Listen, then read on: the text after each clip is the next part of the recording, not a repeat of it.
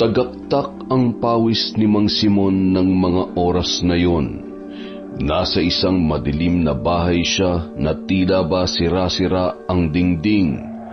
May isang bintana kung saan kitang-kita ang nagngangalit na bilog na buwan, habang ang buong paligid ay maririnigan ng pagpagaspas ng mga dahon na tila nakikipagwagwagan sa isa't isa.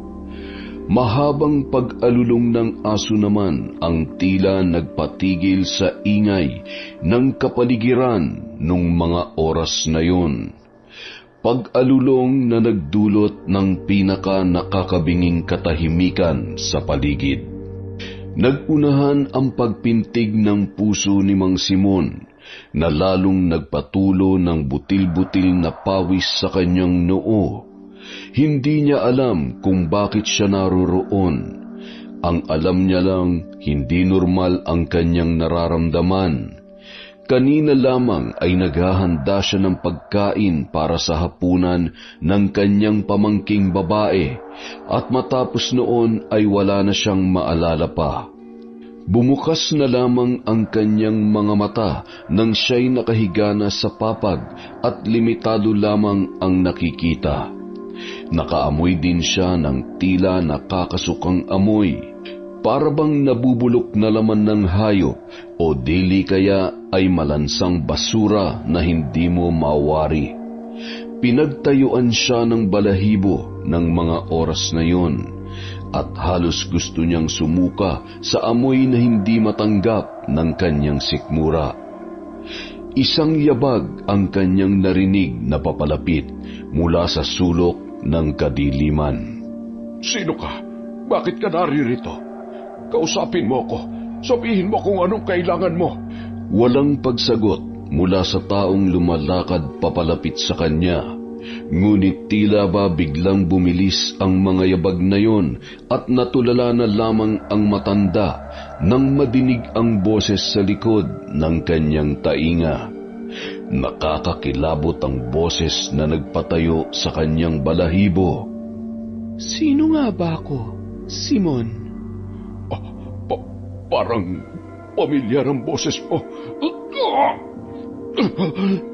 Pamilyar nga ba, Simon? Oh, bakit ka umiiyak? Nasasaktan ka ba? Masakit ba? Dugo. Ang daming dugong umaagos sa tiyan ko. Huwag kang mag-alala. Hindi ka pa mamamatay. Hindi ko hahayaang mangyari yon. Ayoko pa. Masaya kung nakikita kang nagdurusa. Bakit mo ba ito ginagawa? Anong kasalanan ko sa iyo? Anong kasalanan?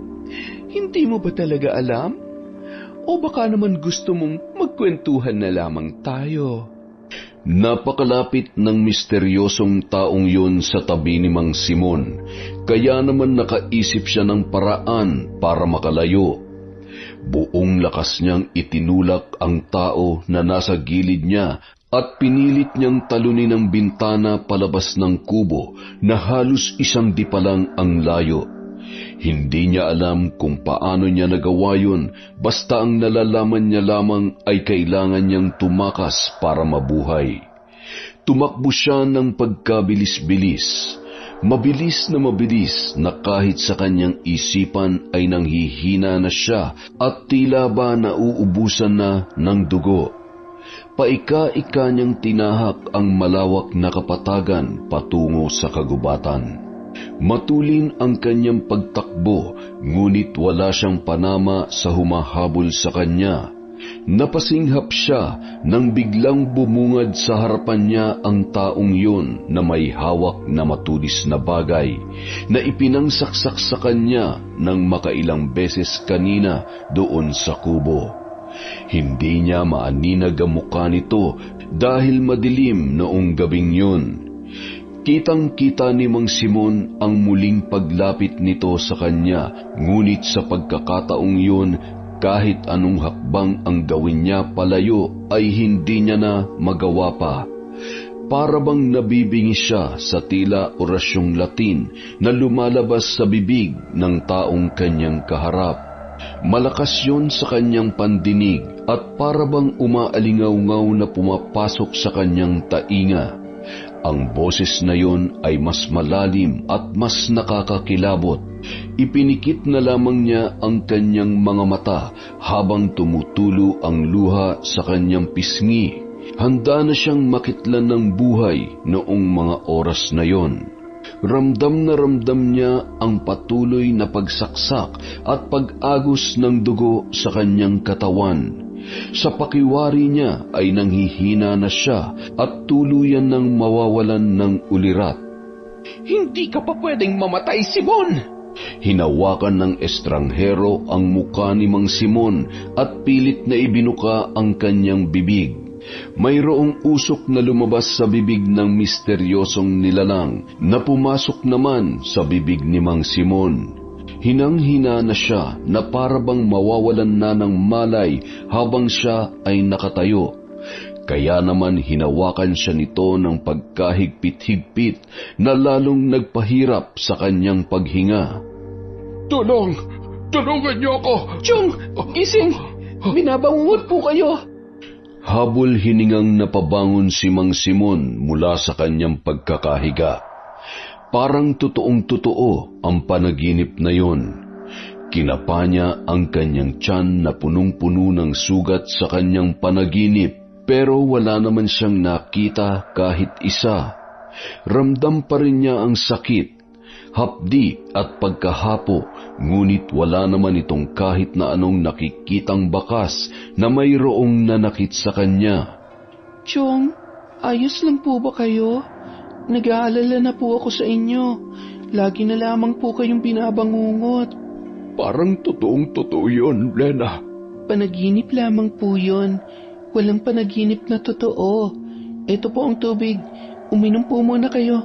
Hindi na po yata normal yan, napapadalas na. Hindi ko alam kung ano nangyayari sa akin. Wala po ba kayong problema? Parang kinukulam yata ako. Chong naman, naniniwala po ba kayo doon? Kabilin-bilinan po ng inay, huwag na huwag maniniwala sa mga ganyan, lalo na kung may Diyos sa puso ninyo. Paano kung may kumukulam nga sa akin? Bukas pupunta po tayo kay Padre Pedro sa kabilang baryo. Baka kailangan nyo lang magkumpisal doon at ipanalangin ang mga kasalanan na nagawa natin. Isa pa, ilang linggo ka na rin na ganyan. Hindi na po kayo nakakadalaw sa simbahan. Baka namimiss nyo lang ang pagpunta doon. Malamang po hinahanap na rin nila kayo.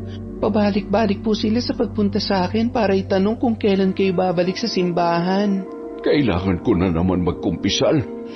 Chong, ang sabi sa akin ni inay nung nabubuhay pa siya, mahalaga daw po ang espiritual na aspeto ng tao. Kaya kung ano man yung gumagambala sa inyo, mas maganda kung idulog nyo sa Diyos. Ay nako, napalaki ka talaga niya ng tama. O siya, bukas na bukas din ay magkukumpisal ako sa simbahan. Samahan mo ko, ha? Opo, Chong. Kinabukasan, nagtungo nga si Mang Simon sa simbahan para mangumpisal, ngunit hindi na nakasama pa ang dalaga.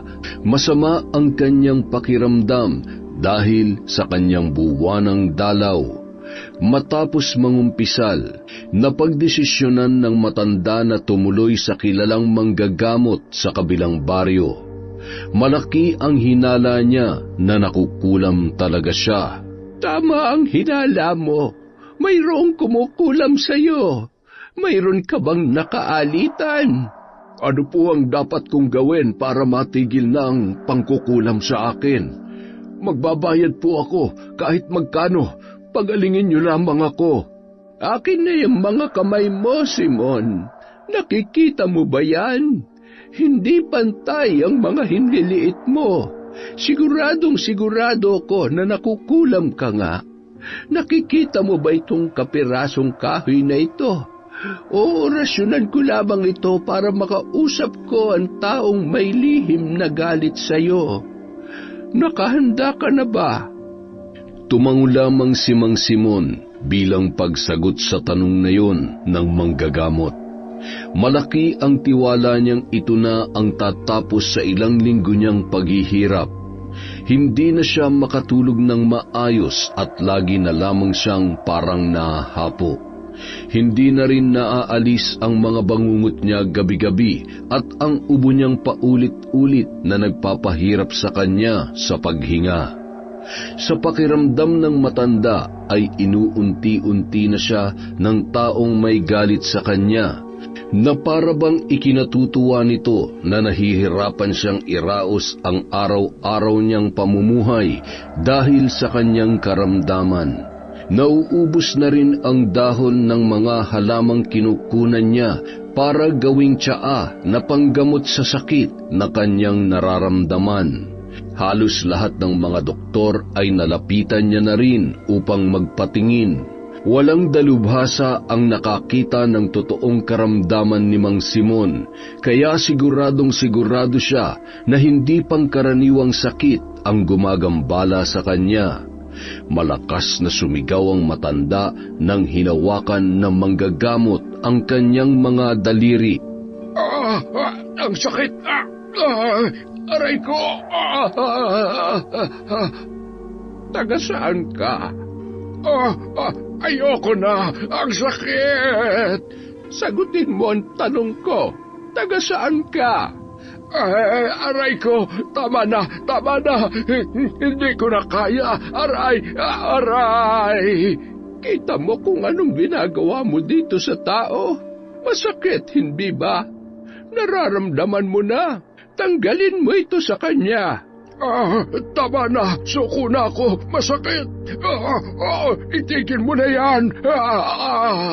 Tanggalin mo ang lahat ng karamdaman na ibinigay mo dito. Maliwanag ba? Nagkakaintindihan ba tayo? Opo. Wala na. Meron ka pang iniwan. Hindi mo ako pwedeng lokohin. Tanggalin mo na lahat yan. Kung hindi, ay ibabalik ko sa'yo. Opo. Inaalis ko na po. Wala na po. Hindi ko na po uulitin. Pinainom na manggagamot si Mang Simon ng tubig na may orasyon upang tuluyan na itong gumaling at maprotektahan. Hapung-hapo na ang matanda at makikita mo na nangangalumata na ito. Maaari ka nang umuwi at magpahinga. Sigurado akong hindi ka nagagambalain pa ng mangkukulam na yon. Nakakuha ka ba ng impormasyon tungkol sa kanya? Sino daw siya? Bakit niya raw ako kinukulam? Hindi na mahalaga yon. Ang maigi ay nakaramdam ka na ng kaginhawaan. Hapon na. Magbadali ka at hindi ka maaaring magpagabi dito. Pilitin mong makauwi bago mag-alas 6 ng hapon. Heto ang kandilang pula. May babisang dasal yan laban sa taong yon. Sindihan mo ito at ilagay mo sa tapat ng isang salamin habang natutunaw. Nagmamadaling lumabas ng bahay ng manggagamot si Mang Simon para makauwi. Hindi pa gaanong nakakalayo ang matanda ay parabang narinig niya ang manggagamot na sumisigaw sa kubo. Nilingon lamang niya ang kubo nito, ngunit tuluyang tumungo pa uwi ng walang pagdadalawang isip. Samantala, rinig na rinig ng manggagamot sa kanyang isip ang malakas na pagtawa ng babae. Anong ginagawa mo? Galit nitong pagtatanong habang isa-isa niyang sinasalo ang pagbagsak ng kanyang mga ngipin. Tuloy-tuloy na dumudugo ang kanyang gilagid dahil sa pagkabungal. Anong akala mo sa akin? Simpleng mangkukulam lang, ha? Huwad na manggagamot? Sino ka? Bakit mo ito ginagawa? Akala ko pa naman magaling ka. Gusto mo pang magsumbalik sa taong mas mataas ang aral ng karunungan kesa sa'yo. Huwag kang duwag! Magpakilala ka! Gusto mo akong makilala? Ako si Lena. Nanlaki na lamang ang mga mata ng naturang manggagamot. Kumalat ang pula sa mata nito. Dama niya ang tila paglabo ng kanyang paningin dahil sa pagputok ng isang ugat sa kanyang mata. Nahirapan na rin siyang huminga dahil sa dugong lumalabas sa kanyang ilong. Dinig na dinig niya ang pintig ng kanyang puso hanggang sa kahuli-hulihang pitik ng pulso nito. Lena! Samantala, bago mag-alas 6 ng gabi ay nakauwi na si Mang Simon sa kanyang kubo. Kabilin-bilinan ko sa'yo. Sigilin mo sa utang ang kapitbahay natin.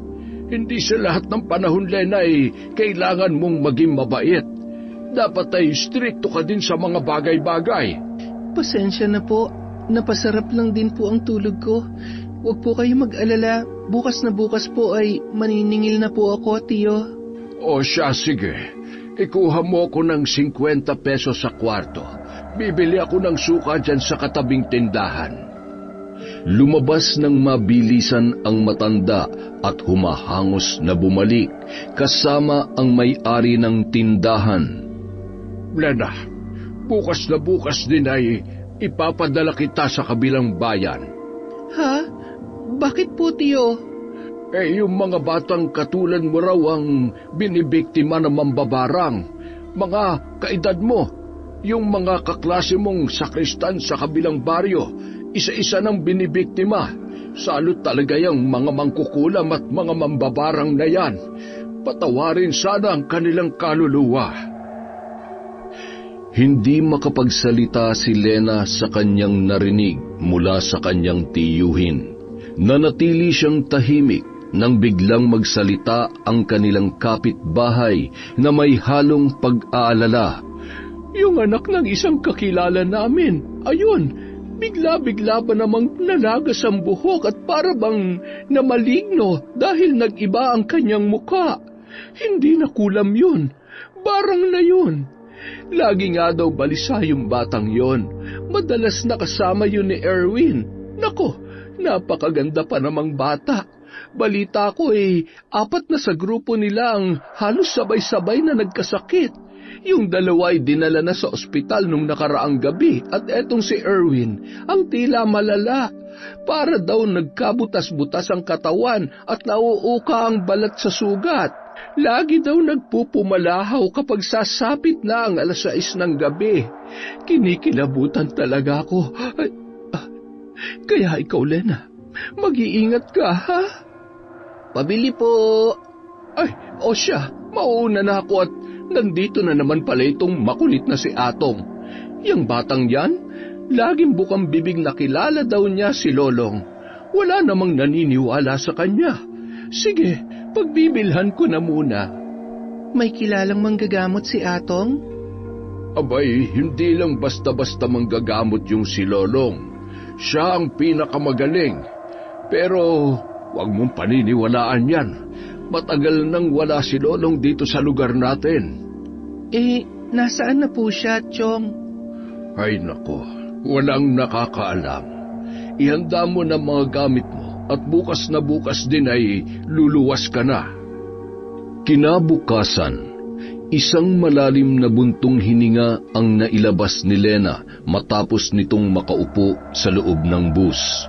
Hindi na niya nilingon pa ang matanda na kumakaway ng pamamaalam sa kanya. Nagkunwari pa si Lena na nagpupunas ng luha nang umandar na ang sinasakyan niyang bus. Tila ba isang pelikulang rumehistro sa isip niya ang mga ala-alang daladala niya magpasa hanggang ngayon. Hindi niya makalimutan ang punot dulo ng kanyang madalas na pag-iyak. Habang bumibiyahe, muli niyang binalikan ang ala-ala noong mga panahon na pinaglalamayan ang kanyang ina. Nandoon ang mga kapitbahay at pati si Kapitan ay nakikiramay din.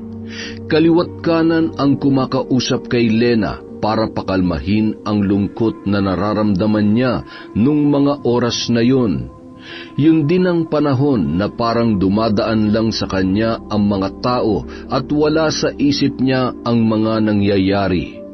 Ang tangi niya lamang alam ay may isang rektangular na kahoy na kapag dumungaw ay makikita niya ang muka ng kanyang ina. Ang ina niyang binawian ng buhay na walang kalaban-laban. Ang inang bukod tangi niyang kasama sa kanyang paglaki sa bayan ng kanyang ama. Walang kamag-anak ang kanyang nanay doon, magkagayon pa man ay nakisama siya ng mabuti sa lahat. Kahit mayroon siyang kapansanan ay naging maganda ang kanyang pakikitungo sa kanyang mga kalugar. Kawawa naman, mabait pa naman yan. Hirap na nga sa buhay dahil iniwanan ng asawa, pinatay pa. Saan ka nakakita ng mas mahirap pa sila sa amin Sila pa yung namimigay ng mga sariwang gulay at lutong ulam sa mga kapitbahay kahit tirik na tirik ang araw. Oo nga. Ay, sino naman kaya ang walang pusong gagawa niyan? Wala naman akong alam na kaaway niyan. Pero mukhang pinagnakawan daw.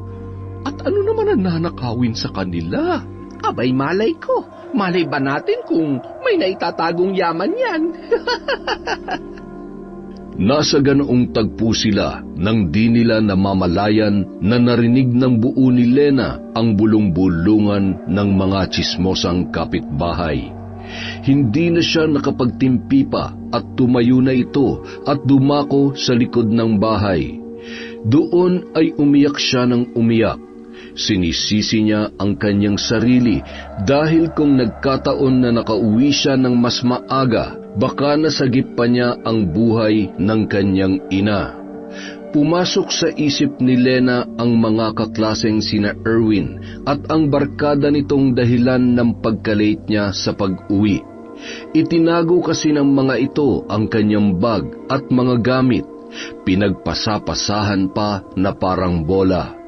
Muli ay namuo ang puot niya sa mga ito. Ilang linggo na rin ang nakalilipas, ngunit walang palya ang sunod-sunod na pagkamatay ng mga magkakaibigan at mga kaedaran ni Lena sa kanilang lugar.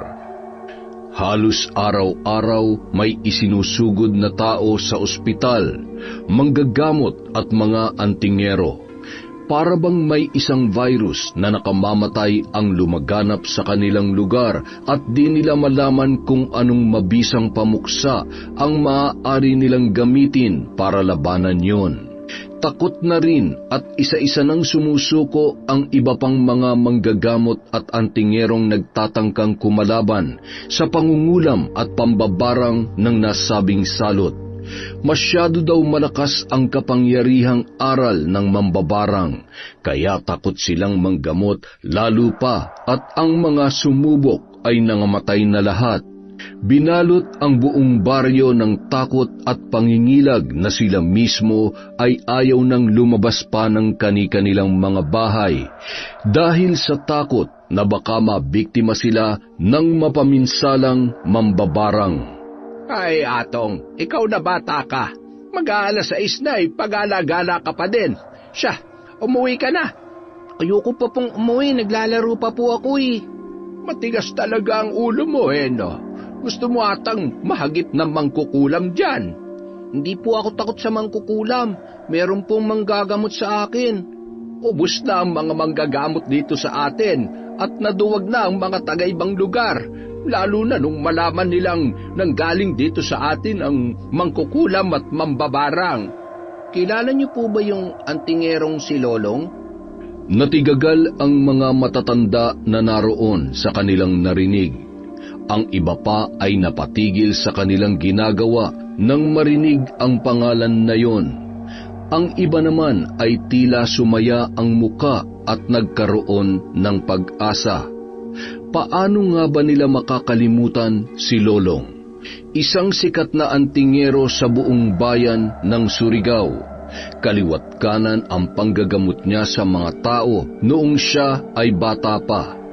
Ayon sa mga haka-haka ng mga tao na naroroon, salinlahi daw ang mga mutya, anting-anting at medalyon na hawak ng matandang manggagamot. Bata pa raw ito ay hinasana ng kanilang pamilya dahil ang mga hawak daw na mutya at pananggalang nito ay bigay pa ng mga diwata, duwende at kung ano-anong mga maligno na nagbabantay sa kalikasan. Ngunit isang araw, bigla na lamang siyang naglaho na parang bula.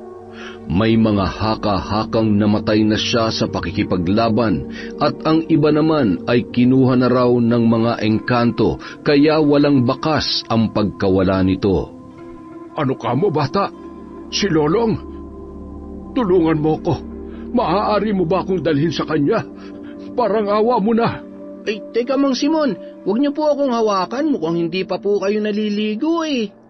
Eh, Simon, ano nangyari sa'yo? Namumutla ka. Ay, Diyos mio, yung balat mo parang mamaso at uka-uka na. Hindi ko na kaya. Dalhin niyo ako sa manggagamot na yon. Atong, kung totoo yung sinasabi mong kilala mo si Lolong, tatawag ako na makakatulong natin.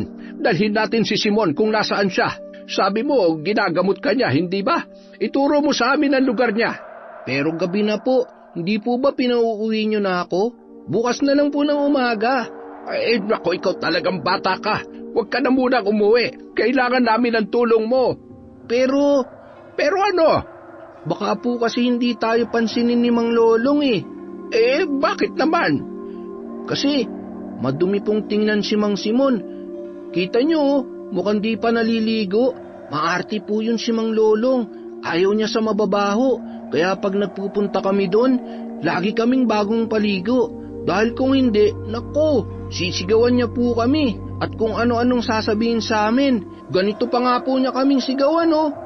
Magsialis kayo, ang dudugit niyo, at ang babaho niyo pa. Tapos, binubuhusan po kami ng tubig na may mabahong amoy. Ayos lang po ba sa inyo, Mang Simon, kung mabubuhusan kayo ng mabahong tubig? Ay, puro kakalokohan, Atong. Basta samahan mo kami. Kami na makikipag-usap sa kanya. Wala nang nagawa si Atong kundi ang sumunod sa utos ng matanda. Kakamot-kamot pa ito ng ulo habang naglalakad at nagpatiuna patungong kagubatan. Nagpatulong si Mang Simon na magpadala sa lugar ng matandang antingero kahit hirap na ito sa kanyang sitwasyon. Isinakay nila ang matanda sa isang tila papagnahigaan at ang iba namang kalalakihan ang siyang tagabuhat nito paakyat sa kagubatan. Umabot din sila ng halos 1 oras sa paglalakad, ngunit para bang di nila matagpuan ang bahay na kanilang hinahanap. Nasaan ba talagang bahay ni Lolong? Eh, hindi ko na rin po alam. Ang dilim po kasi, wala akong makita. Eh, niloloko mo ba kami, Atong? Kanina pa kami palakad-lakad dito, wala naman akong makitang bahay o kubo. Dito lang po kasi dapat yun eh, pero hindi ko po makita. Ay, ayun. Ayun na po yung bahay niya. Sabi ko sa inyo, makikita din natin yun eh. Mang Lolong! Mang Lolong! Woohoo! Ay, bakit ba ang ingay-ingay mo, bata ka? Hindi oras ng laro ngayon. Bakit ang daming tao dito? Gabi na, dumayo pa kayo. Eh sila po kasi makulit, Mang Lolong eh. Sabi ko nga po sa kanila bukas na. Inaantok ka na po, di ba? Bumalik na lang kaya kami bukas. Totoo nga. Buhay na buhay ka. Hindi na ako nang gagamot. Matagal na akong huminto at nakakapagod ring maging tagahawak ng mga mutya. Eh, kailangan ka namin ngayon. Iniisa-isa na kaming mga taga-baryo na patayin ng mambabarang. Maaari na kayong umuwi. Ayoko namang gamot. Marami naman kayong mahahanap dyan pagbaba nyo ng bundok. Parang awa mo na, Lolong. Pakiramdam ko ay bilang na mga sandali ko. Kung bababa pa ulit kami at maghahanap, baka hindi ko na makayanan pa. Hindi na ako nakakatulog na maayos at lagi ako nakakakita ng aninong itim sa bahay o dinadalaw ako sa panaginip. May malansa din ako na amoy na hindi ko mawari. Natatakot na ako. Inisa-isang tingnan ni Lolong ang mga taong nakatayo sa harap ng kanyang kubo at ang paligid nito. Nang mapagtanto niyang walang masamang espiritong nakasunod sa mga yon, bigla siyang nag-usal ng orasyong tagabulag. Isang orasyon na magbibigay sa kanila ng proteksyon para sa mga espiritong maaring gumambala sa kanila at ang mga espiritong nakasunod at tagabantay. Ipasok niyo siya dito at ilapag. Kaya niyo pa bang maupo? Oo, medyo mahirap lang at masakit ang aking mga sugat. Sige, pupulsuhan ko muna kayo. Tingin ko ay malakas ang ginagamit nitong karunungan. Tumingin ka sa aking mga mata, Mang Simon, at magsabi ka ng totoo. May nagawan ka ba ng kasalanan? Wala akong maalala, Lolong. Mabait yan si Simon. Mukhang napag-interesan lang yan ng mambabarang. O baka naiinggit sa kanya. Normal naman yan. Pati mga bata nga na sakristan sa kabilang baryo ay hindi rin pinatawad. Naku, yung mga salot na yan, dapat talagang walang puwang sa mundo ang mga yan Marunong ba kayong manggamot? Kung magsalita kayo, parang marami kayong nalalaman. Ay, hindi. Kaya nga namin dito dinala si Simon dahil walang makagawa niyan sa baba ng kagubatan. Kilala niyo naman siguro ako. Hindi ako basta-basta pumapatay ng mga mangkukulam o mambabarang. Tao din kasi sila. May puso, may pamilya, at may damdamin na nasasaktan. Ang karamihan sa kanila, may mabubuting kalooban na inabuso ng iilan. Dalawang klase ang magiging lunas dyan. Ang kalabanin sila o ang hingan sila ng tawad sa mga bagay na ginawa nating masama sa kanila. Kaya kailangan kong malaman, Mang Simon, meron ka bang nakaalitan? Mahalagang kilala natin ang kaaway para tuluyan kang magamot. Ito ang pinakamabisang paraan bago pa mahuli ang lahat at tuluyang kanyang bawian ng buhay. Sa pagkakaalam ko ay wala akong ginawang masama sa kapwa ko tao. Kung ganun ay mahihirapan tayo ng bahagya, lalo na sa sitwasyon mo. Kailangan nating hanapin kung nasa na mambabarang na yon. Dahil kung nasaan man siya ngayon, siguradong dun siya nakapagpapalakas ng kapangyarihan niya. Pero paano natin malalaman? Kailangan ko ng isang tao mula sa inyo na magiging medium para makita natin kung nasaan siya. Kailangan natin makatawid at hanapin ang kanyang sisidlan at sirain yon. Medium? Ako na lang po. Hindi tayo naglalaro dito, bata. Ang kailangan ko, maliksing gumalaw ang katawan at utak at hindi matatakuting bata na katulad mo. Maliban po ba sa akin, meron pa po ba ditong kasing tapang ko na handang harapin ang bruha? Kita mo, Mang Lolong, wala. Ako lang ang matapang dito. Buti pa, subukan nyo na itong ika nyo nga matatakuting bata. Ay, maliban sa batang to, wala po bang iba sa inyo na pwedeng gumawa nito? Ay, sige bata, maupo ka. Pero kailangan mong makinig ng mabuti. Hindi biro ang susuungin mo. Sa oras na magamit ka dito, maaari nang magbukas ang ikatlong mata mo. Ano pong ibig niyong sabihin? Tutubuan po ako ng isa pang mata?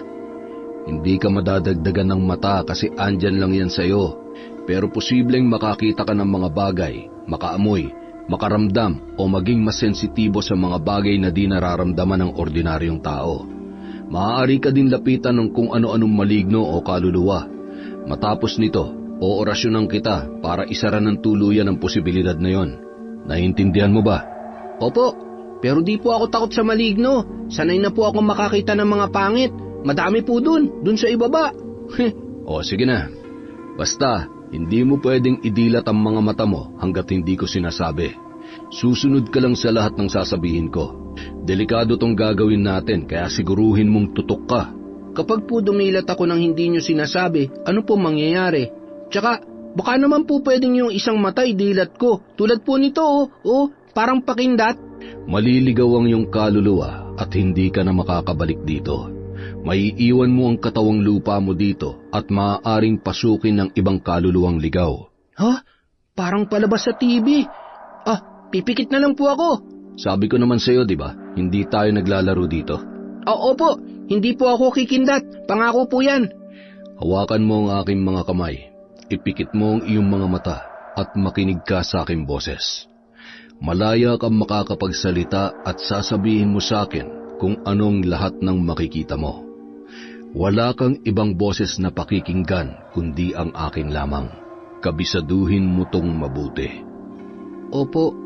Matapos sumagot ng pagsang-ayon si Atong, ay tila ba nakarating siya sa isang madilim na kapaligiran matapos mag-usal ng orasyon ang antingerong si Lolong. Gamit ang mga kamay, kinusot-kusot niya pa ang kanyang mga mata upang makakita ng mas malinaw dahil parang napupuno ng niebe ang lugar o mga ulap na bumababa sa kahabaan ng daan. Nagagambala din si Atong ng kanyang pang-amoy na parabang gusto niyang isuka ang lahat ng kanyang kinain dahil sa kanyang malansang nalalanghap na naroroon. Anong nakikita mo? Wala pa po akong makita na kahit ano. Madilim po at mabaho lang.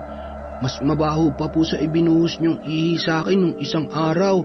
Kung hindi ihi, ano yung naaamoy mo? Parang amoy malansa po.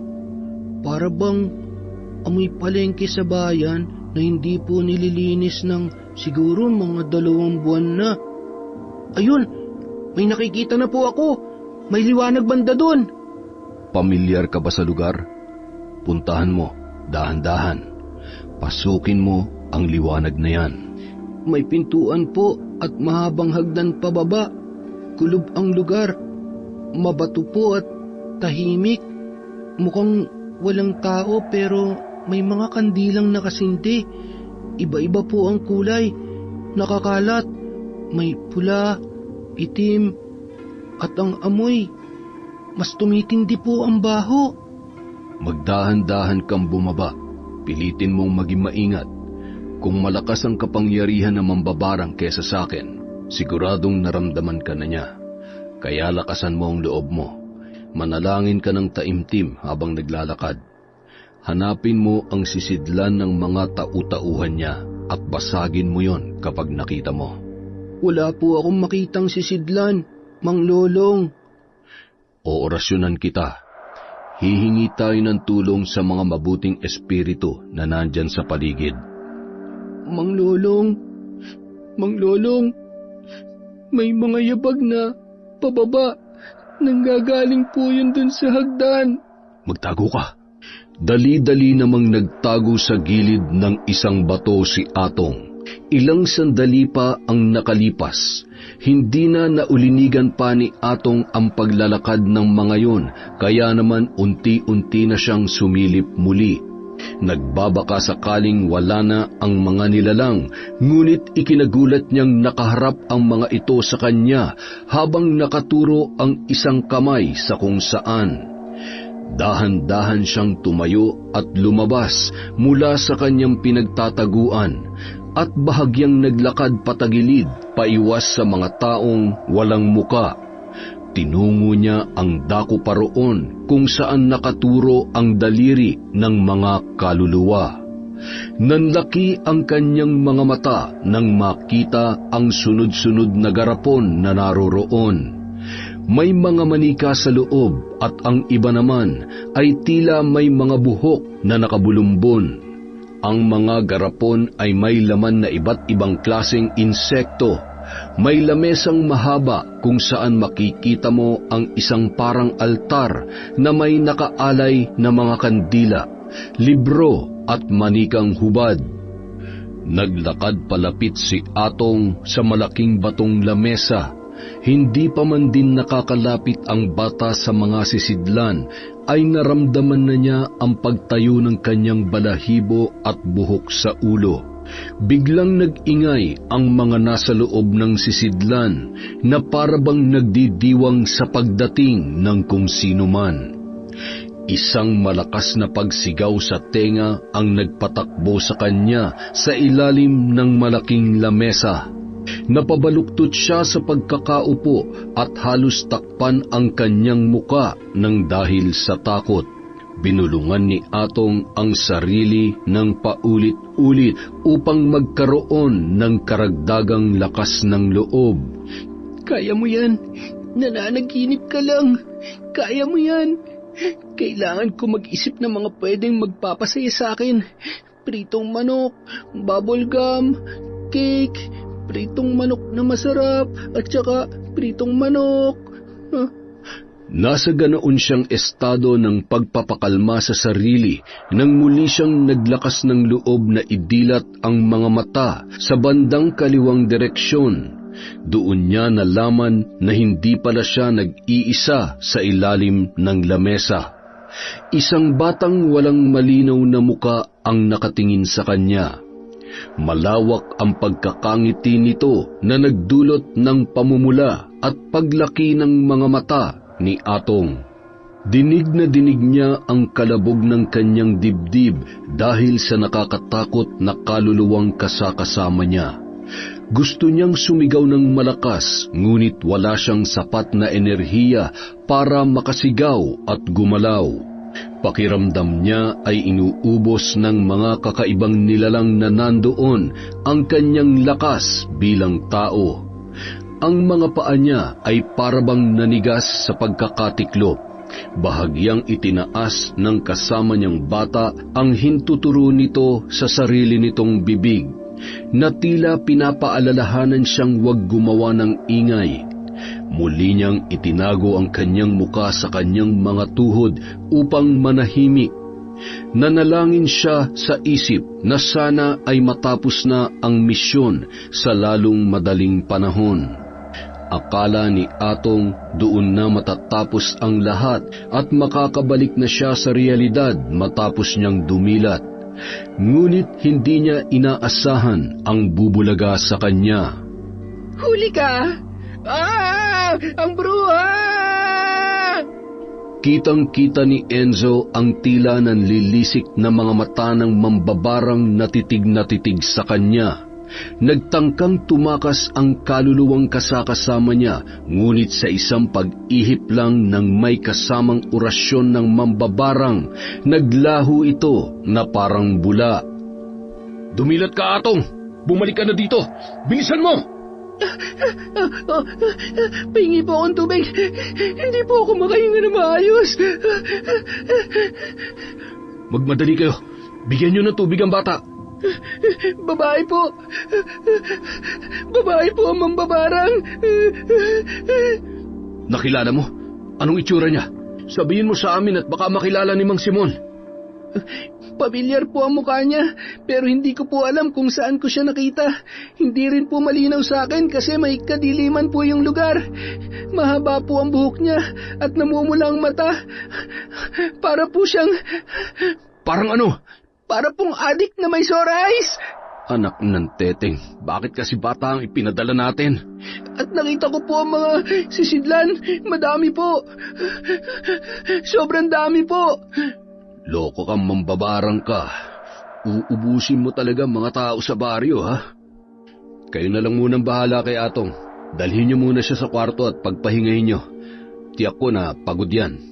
Mang Simon, hindi kami nagtagumpay na makilala at masira ang mga sisidlan ng sumpa. Pero pwede ko siya makausap sa pamamagitan mo. Handa ka bang gawin yan? Ito na lang kasi ang natatanging paraan na pwede kong gawin para makaharap ko siya. Natatakot ako, Lolong. Napakahina ng katawan ko. Basta magtiwala ka lang. Ay, sige. Gumaling lang ako. Lahat ay nakahanda kong gawin. Gagaling ka. Basta magdasal ka. Aalisin ko muna ang proteksyon natin na nilagay ko dito sa bahay kanina. Sabayan mo ko sa isip mo, Mang Simon. Sa kapangyarihan mo, O Jesukristong Panginoon ko at Diyos. Ipawalang bisa ang lahat ng sumpa at malaing kantong bulong na ipinataw laban sa akin ng masasamang espiritu at ng mga taong kampon ng kasamaan. At sa iyong ngalan, Jesucristo, aking Panginoon at sa Diyos, pinuputol ko anumang ugnayan ng masasamang espiritong ito laban sa akin. O banal na apoy na nagmumula sa kalangitan, liwanag namin sa kadiliman, nawa ay tupukin mo ang mga alagad ng kadiliman upang sila ay parusahan at paluhurin sa banal mong krus. Biglang nagkaroon ng katahimikan ang buong paligid, na ultimo ang hangin ay hindi makuhang gumalaw. Naririto na ang presensya niya. Nararamdaman ko siya at amoy na amoy ko rin. Nakaramdam ng takot ang mga taong naroroon sa sinabi ng antingero. Nagkatinginan ang lahat at bakas sa mukha nila ang pagkabalisa. Lolong, si Atong, mayroong nangyayaring kakaiba sa kanya. Patakbo na sana ang antingero sa loob ng kwarto nang makita niyang mabilis na nakalabas ang bata mula roon. Hawakan niyo siya na mahigpit. Bilisan niyo! 8 kalalakihan ang humawak sa buong katawan ng bata habang ang ibang naroroon ay nag-aalay ng panalangin. Naglabas ng piraso ng kahoy si Lolong, hinipan yon at inipit sa daliri ng paa ng bata. Sino ka? Sino ako? Wala kang pakialam. Akala ko ba hinahanap mo ako? Oh, eto na ako. Huwag ka na magmatigas. Makinig ka. Tatanggalin mo ang sumpa sa mga taong binabarang mo. Huwag mo akong utusan, antingero. Hindi ako natatakot sa'yo. Ba, mukhang matapang ka nga. Kaya kong higitan ang kapangyarihan na meron ka. Kaya kung ako sa'yo, isuko mo na sa akin ang mga taong ito. Masyado kang matigas, ha? 2 bagay lang. Susunod ka o tutuluyan kita. Ano bang ginawa sa'yo ng mga taong yan? Sumagot ka! Bakit hindi mo tanungin si Simon? Ang napakabait na si Simon. Wala akong ginagawa sa'yo. Wala! Wala! Wala! Pakinggan mo ang puso mo at ang konsensya mo, Simon. Wala ka nga bang ginawa sa iba? Anong ginawa sa'yo ni Mang Simon? Sagutin mo ang tanong ko. Bakit mo siya pinahihirapan? Dahil masama siya. Pinaghiwalay niya ang mga magulang ko at pinapatay niya ang nanay ko ng dahil lang sa lupa. Hindi totoo yan! Sinungaling ka! Hindi kita kilala. Huwag mo akong pagbintangan. Mamamatay ka na nga lang, pinaninindigan mo pang kasinungalingan mo? Ha? Hindi mo na ba ako mahal, Tiyo Simon? Ha? Lena? Lena, ikaw ba yan? Oo, ako nga. Ang pamangkin mo na naulila ng dahil sa'yo. Oh, pamangkin ko? Patawarin mo ko, Lena. Hindi ko sinasadya. Wala ako sa katinuan noon. Nagkamali ako. Inaamin ko yon.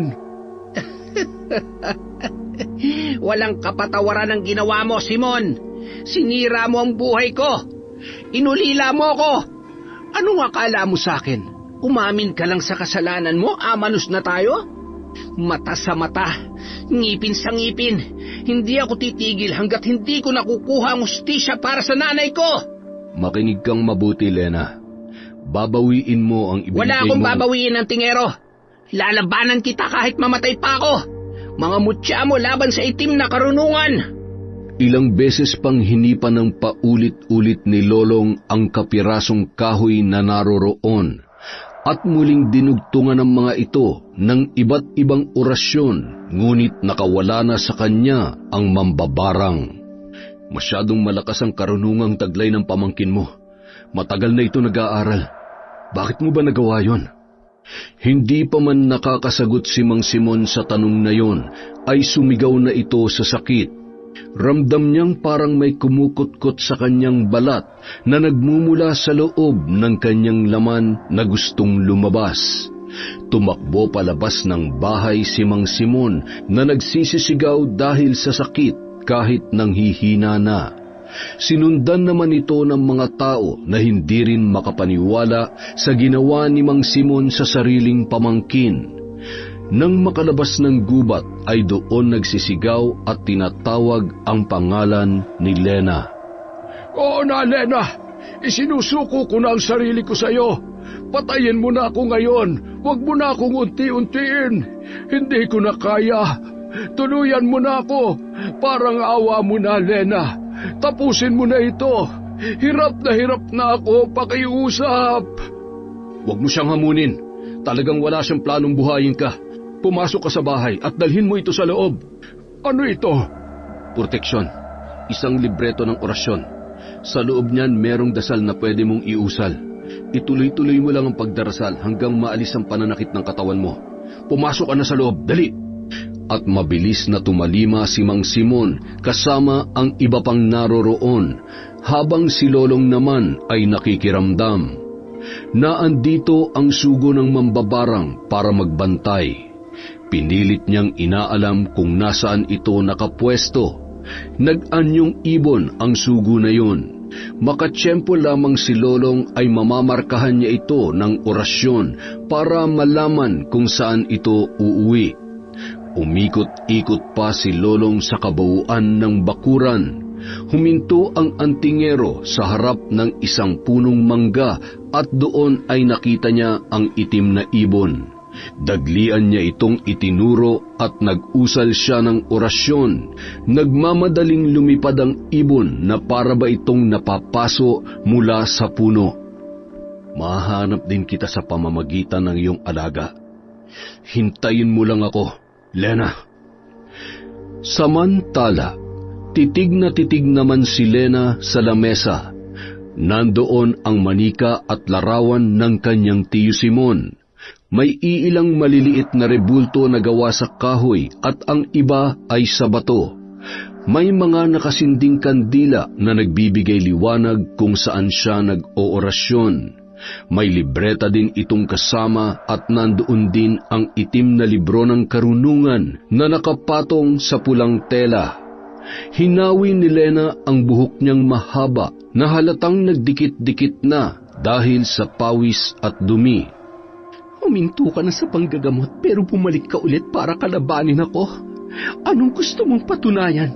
Na mas magaling ka kaysa sa mga aral ko? Hindi ako papayag na sirain lang ng retiradong antingero ang mga plano ko. Babawiin ko ang para sa akin, ang yaman at ang lupang pilit nilang inaagaw sa pamilya ko, at puputulin ko ang kaswapangan nilang lahat. Wala akong titira sa kanila. Mula sa ng api at ng abuso ng kabaitan naming mag-ina. Wala! Binuksan ng mambabarang ang sisidlan at doon ay inilagay niya ang larawan at manika ng kanyang tiyo. Dinagdagan niya pa ito ng iba't ibang insekto bago niya ito muling binulungan at isinara. Nagbalik tanaw si Lena sa nakaraan kung kailan niya nadiskubre ang lahat. Alam niyang hindi gusto ng tiyo niya ang kanyang ina para sa kapatid nito. Sa kung ano pa mang dahilan ay wala siyang ideya. Ganun pa man, hindi niya magawang magalit sa tiyuhin niya dahil mabait naman ito sa kanya. Lagi siyang may laruan at pagkain mula dito. Madalas ay binibigyan pa siya nito ng pambaon sa eskwela na ginagantihan naman ng nanay niya ng kagandahang loob.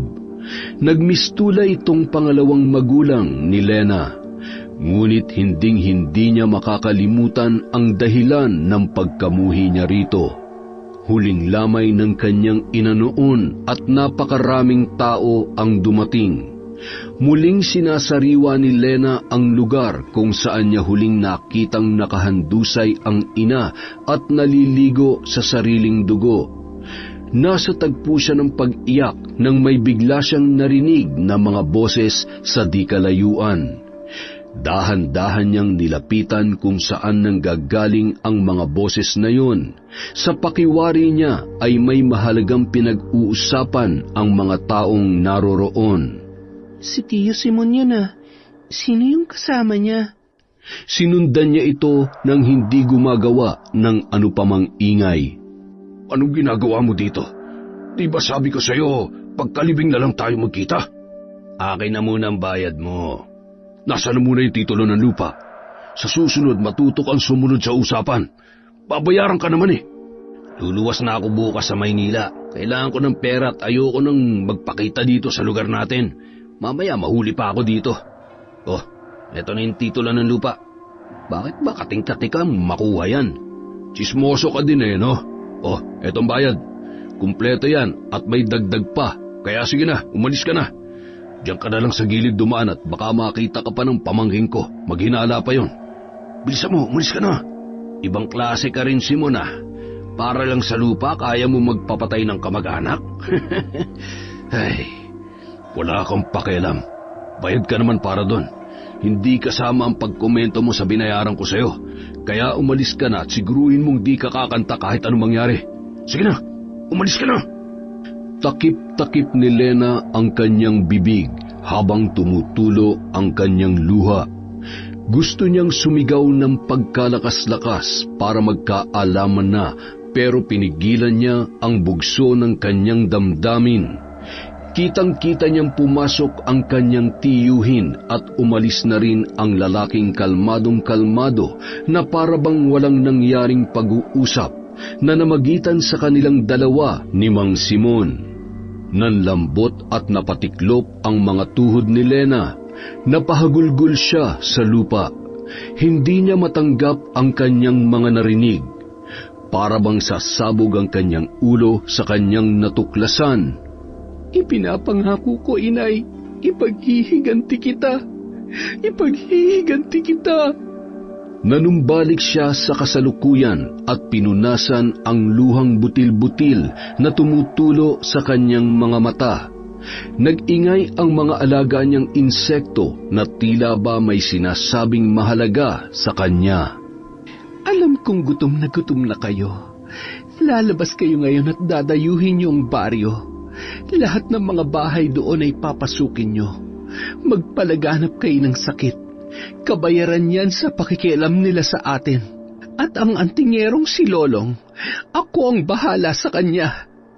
Samantala, habang tulalang nag-iisip si Lolong kung paano kukumbinsihin ang mambabarang na ihinto na lamang ang ginagawa nito, ang pinakaayaw niya sa lahat ay ang pumuksa ng mga mangkukulam at mambabarang dahil lang sa gusto nitong makapaghiganti.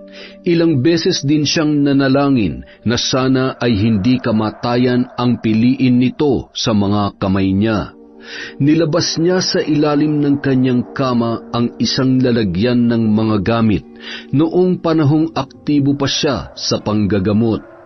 Bumungad sa kanya ang isang Biblia, maliit na krus at ang bote ng banal na tubig.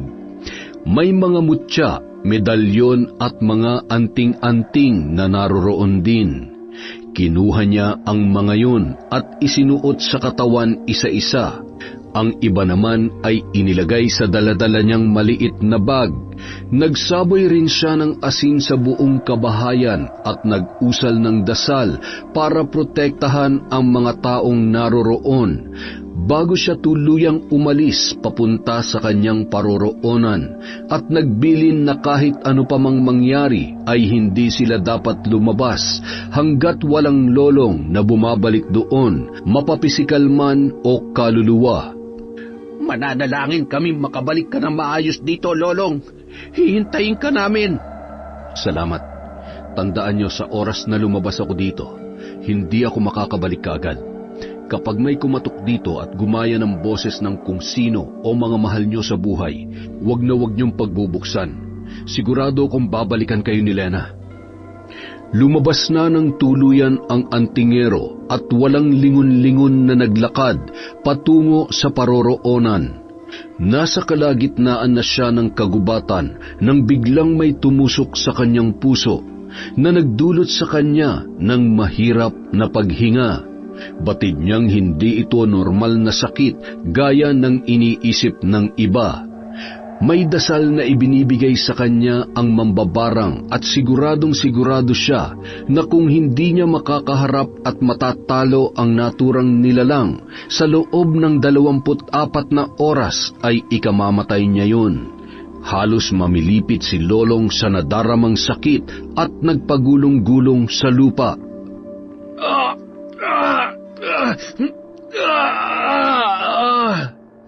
Nung mga sandaling yon, pakiramdam ni Lolong ay mamamatay na siya. Hinawakan niya ng mahigpit ang kanyang dibdib at pinipilit na makausal ng dasal, ngunit kulang na kulang ang hangin para sa gusto niyang gawin. Mang Lolong, Ano nangyayari sa'yo? Yumakap ang bata kay Lolong at pinakinggan ang puso niya na kanina niya pa hawak-hawak. Walang ibang masabi ang antingero, dala ng matinding pagkirot at tila pinipilipit na kanyang puso. Kinuha ni Atong ang isang bagay na nasa bulsa niya at inilagay yon sa kanang kamay ng antingero. Unti-unti ay nakaramdam ng kaginhawahan si Lolong. Lumuwag ang kanyang paghinga at tila nagdahilan lang ang pagkirot ng kanyang puso. Habol hininga ang antingero na napasandal sa isang puno. Uminom po muna kayo ng tubig. Maraming salamat at naririto ka. Kung hindi ay baka natuluyan na ako. Saan mo nga pala nakuha ang batong ito? Sinundan ko po kayo. Dinala ko po kasi ang mga halamang gamot nyo na madalas kong nakikita na ginagawa nyo, itinatago nyo sa may kusina sa tuwing naglalaro kami sa paligid ng bahay ninyo. Nung naglalakad na po ako sa daan, may nasalubong po akong matandang babae. Tinanong niya ako kung sinusundan ko po kayo. Kaya nung sumagot po ako, ibinigay niya sa akin tong tubig at bato. Gamitin ko daw po sa oras ng pangangailangan kapalit ng tinapay na hawak-hawak ko. Ayoko nga po sanang ibigay kasi gutom na ako eh. Pero binigay ko pa rin po para po mahabol ko kayo dito. Busog na rin po ako kasi ang dami pong saging sa daanan at kung ano-ano pang prutas na matatamis sa daan. Nahuhulog lang po yun sa mga puno. Biyaya yun sa iyo ng babaylan. Sila ang tagapagbantay ng kagubatan at maaari ring isa sa mga natulungan ko. At ang batong binigay niya sa iyo ay ang batong ara. Proteksyon ito para sa mga sakit na dulot ng mga masasamang elemento at nagpapalakas ng katawan. Itong tubig na ito, hindi rin ito pangkaraniwan. Ha? Ganun po ba? Ay teka, huwag niyo po ubusin yung tubig ko. Ibang tubig na lang po ang inumin ninyo. Malakas na naman po kayo eh. Unti-unti lang po ang bawas para sa mas umaatikabong bugbugan nyo mamaya ng mambabarang. Puro ka talaga kalukuhang bata ka. Kahit pamaliit at makulit ka meron ka rin naman palang silbi. Malapit-lapit na tayo, kaya bilisan na natin ang pagpunta at magliliwanag na. Alam niyo po ba? Shh! Huwag kang maingay. Ha? Bakit po? Naririnig mo ba yung naririnig ko? Parang mga tunog ng langaw. Huwag kang maingay, hayaan mo lang silang makalampas. Niyakap ni Lolong ang bata habang bumubulong ng mga dasal. At kumalas lamang ito matapos tumahimik ang buong kagubatan sa pagdaan ng mga insektong kargado ng orasyon na gawa ng mambabarang. Kayang mag-utos ng mambabarang sa mga insekto? Alaga niya mga yan at hindi yan ordinaryong mga insekto. May sanib na masasamang espiritu ang mga salot na yon. Saan po yun pupunta? Mamiminsala. Bakit di natin pinatay? Wala silang kamatayan dahil ang buhay nila ay nasa kamay ni Lena. Kaya siya ang pupuntahan natin. Pumunta sila sa malakwebang kinaroroonan ni Lena. Tahimik ang lugar at may kadiliman. Pumasok sila ng dahan-dahan nang marinig nila ang pagsigaw sa sakit ni Lena. Nagmadali silang pumasok at nakita nilang nakahandusay ang mambabarang sa harap ng lamesa kung saan nito sinasagawa ang ritual. Nagpasalin-salin ng tingin ang mambabarang kina Atong at Lolong. Itinaas ang isang kamay na parabang nanghihingi ng tulong. Sa pagkakataong yun ay hindi na nanlilisik ang kanyang mga mata, kundi punong-puno na ng luha dahil sa sakit na kanyang nararamdaman. Nakahawak ito sa puso at namimilipit gaya ng sa antingero kanina. Hala, patay na agad? Bumalik sa kanyang sakit na ibinigay niya sa akin nung ginamot mo ako kanina. Wala nang labanan? Nag-isip ng malalim si Lolong. Kung gugustuhin niya, maaari na niyang tuluyan si Lena. Lumapit ang antingero sa mambabarang at tinanong ito, "Kaya mo pa ba?" Tulungan mo ko. Ikaw lang ang makakatulong sa sarili mo. Ikaw ang mismong gumawa ng sumpa na yan na ibinalik ko lang sa'yo. Kung gusto mong mabuhay, dapat mong isuko sa akin ang pagiging mambabarang mo. Hindi ko na kaya. Tulungan mo ako. Mang Lolong, kung tutulungan mo siya, baka maghasik ulit ng lagim dito sa atin yan. Kailangan niyang isuko ang itim na karunungan at ang lahat na nagpapalakas ng sanib niya. May sanib siya? Kumuha ng panali si Lolong para sa katawan ni Lena. Itinali niya ito ng mahigpit sa batong naroroon. Hinang-hinana ang katawang lupa ni Lena, ngunit nakakahinga pa ito. Umaalingaw-ngaw ang pag-aray niya sa sakit na ipinataw niya para kay Lolong. Inilabas ni Lolong ang kanyang mga kagamitan at doon ay nagsimula na naman siyang magbasa ng mga orasyon na nasa Biblia. Nung una ay nanghihina pa ang babae, ngunit nang wisikan niya ito ng sagradong tubig, ay tila may namuong lakas dahil sa galit nito. Lumaki ang bilog ng mga mata ng babae at nanlilisik itong nagpapalit-palit ng tingin sa dalawa. Akala niyo ba mananalo kayo laban sa akin? Isang bata at isang laos na antingero! Ipinagpatuloy lang ni Lolong ang pag-usal ng mga dasal at pilit na sinusunod ang lahat ng natutunan niya sa pagseserbisyo sa simbahan noong siya ay bata pa. Huwag mo akong linlangin! Makasalanan ka rin! Alam ko yan! Inuutusan kita. Umalis ka sa katawan ng babaeng ito. Umangat ang kalahating katawan ni Lena habang humahalakhak ng malakas. Bakit po siya umaangat? Lumabas ka na dito sa kuweba, Atong. Iwanan mo na ako dito. Ayoko po. Huwag matigas ang ulo. Lumabas ka na at dun mo ko hintayin. Mangako ka, Mang Lolong. Hindi ka muna mamamatay, ha? Labas! Napatakbo ng mabilis palabas ng kuweba ang bata na humahagulgol. Umiiyak siya sa takot na baka mapano ang antingero na nag-iisa ng nakikipaglaban sa loob. Kasabay naman ng paghalakhak ni Lena ay nagsipagtaasan din ang iba pang matutulis na bagay na nasa loob ng kuwebang yon. Isa-isang pinuntirya si Lolong. Halos lahat ng nagliliparan na yon ay naiwasan niya maliban sa isang dumaplis sa kanyang braso. Hindi niya naman yon ininda kahit may kasakitan ang sugat na dulot noon. Muli siyang nag-usal ng dasal para sa masamang espiritong nasa katawan ni Lena. Maawing Diyos, makapangyarihang Ama at tagapagligtas, sa pamamagitan ng iyong kabanalan at kapangyarihan, ako ay lumalapit sa iyo. Ako ay nananawagan sa iyong banal na pangalan upang palayasin ang anumang masamang espiritu sa aming paligid. Sa ngalan ni Jesus, ako'y humihiling na ako'y pag-ingatan at yakapin sa iyong banal na liwanag. Ipinagkakatiwala ko ang aking sarili sa iyong mga kamay at hinihiling ko ang iyong lakas at proteksyon laban sa anumang kapangyarihan ng kasamaan. Ipinamamanhik ko sa iyo, Panginoon, na palayasin at palayain kami mula sa anumang masasamang elemento. Hipuin mo kami ng iyong mapaghimalang kamay at balutin mo kami ng iyong pagmamahal at kapayapaan. Sa ngalan ng Ama, ng Anak at ng Espiritu Santo, kami ay nagpapakumbaba at nagpapasalamat. Amen.